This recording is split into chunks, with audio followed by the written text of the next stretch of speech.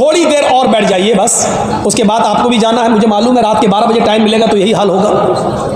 बैठिए, थोड़ी सी और सुन लीजिए, ये आप और सुन लें तो आपको बहुत फायदा होगा कि और मज़ाहिब या तो अमीरों को फायदा पहुंचाते या गरीब को, इस्लाम दोनों के लिए है। आइए पहले मैं ईसाइयत दिखलाता हूं, फिर हिंदू धर्म दिखलाता हूं और फिर इस्लाम। ये तीन बड़े बड़े मजहब से एक तकाबुल करके बताता हूं आपको। ईसाइयत में क्या लिखा है, बाइबल पढ़िए।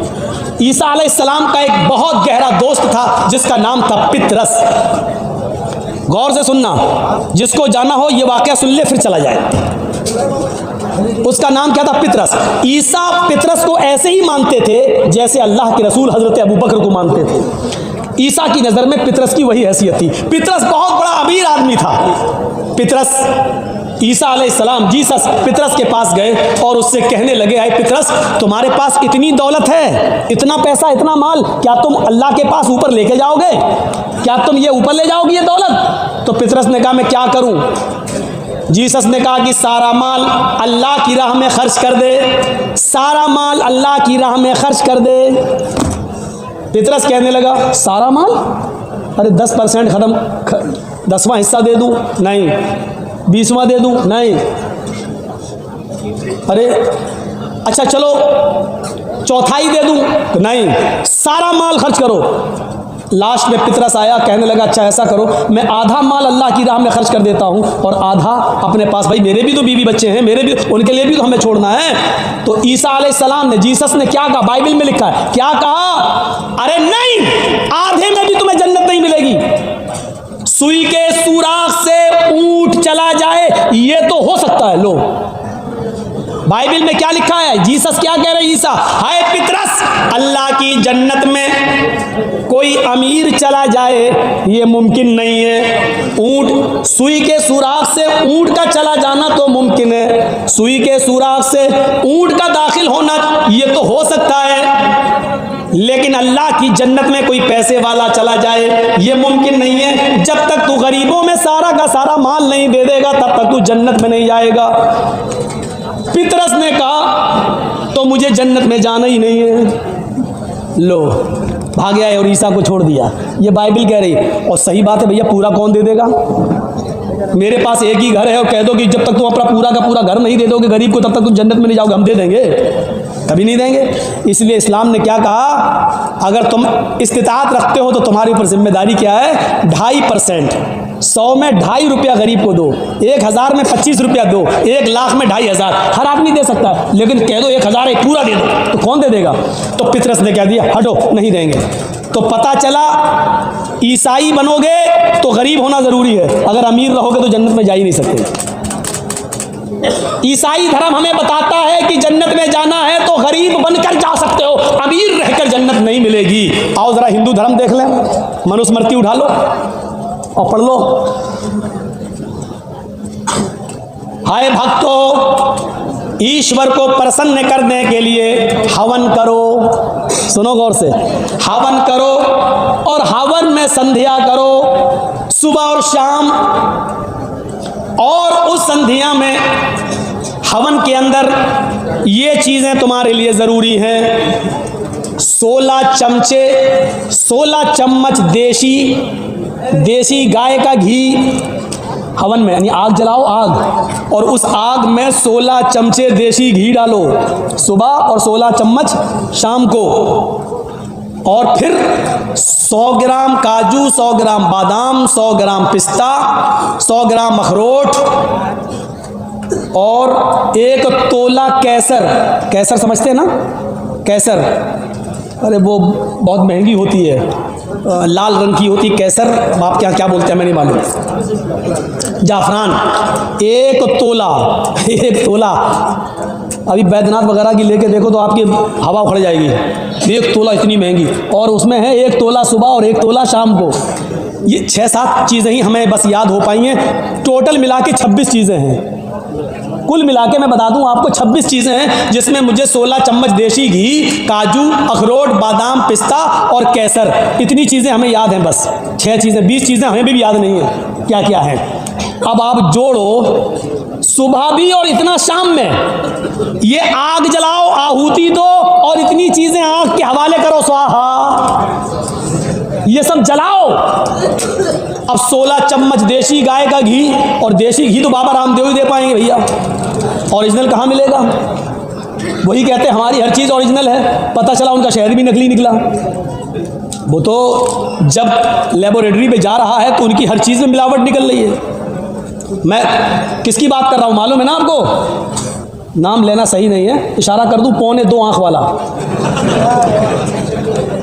हर चीज़ उसकी नकली चल रही है। और नकली चलने के बावजूद भी मेहरबानी कहीं और किसी और की है उनके ऊपर, वरना कभी जो बेचारा किसी औरत की शलवार पहन के भागा हो, आज वो धड़ल्ले से सुना था नहीं क्या कह रहा था, ऐसे आंख मारता हुआ क्या कह रहा था मालूम है? अच्छा भाई आप लोग बताइए 70 रुपये पेट्रोल चाहिए कि 35 रुपये? और आंख मारता जा रहा था। वो तो बाबा था, बच गया। हम लोग होते तो लड़कियों की सैंडल खा जाते, क्योंकि जिस शो में वो कह रहा था वहाँ जितने जेंट्स थे उससे ज़्यादा लड़कियाँ बैठी हुई थी।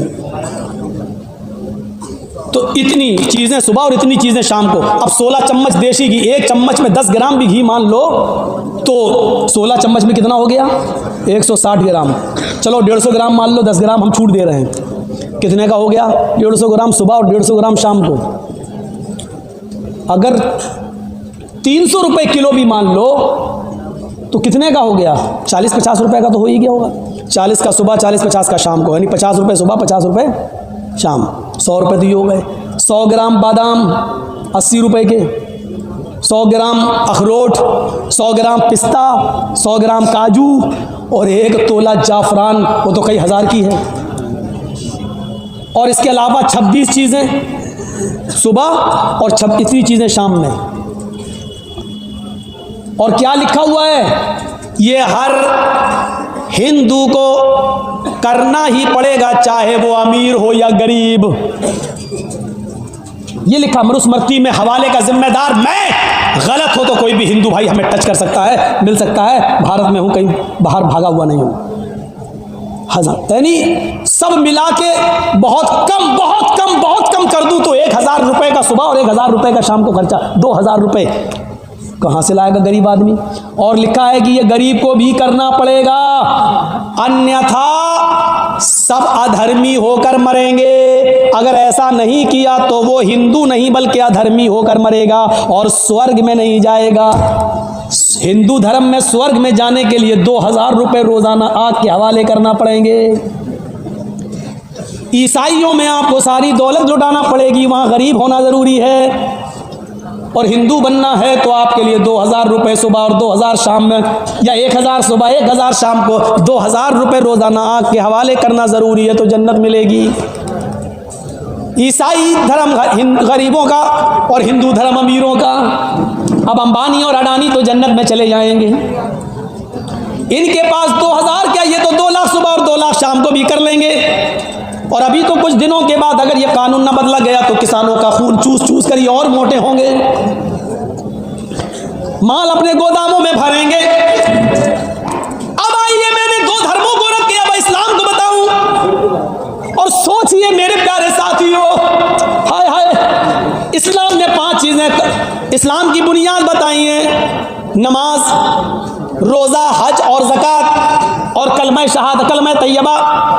कलमा तैयबा अमीर गरीब सबके लिए, नमाज अमीर गरीब सबके लिए, रोजा अमीर गरीब सबके लिए। लेकिन इस्लाम की बुनियादी 5 चीजों में 2 चीजें भी बुनियाद हैं, लेकिन वो गरीबों से हटा दी गई हैं, ज़कात और हज। अगर आपके पास इस्तिताअत है तो ज़कात देंगे, नहीं है तो कोई बात नहीं, बल्कि गरीब हैं तो आपको ज़कात दी और जाएगी।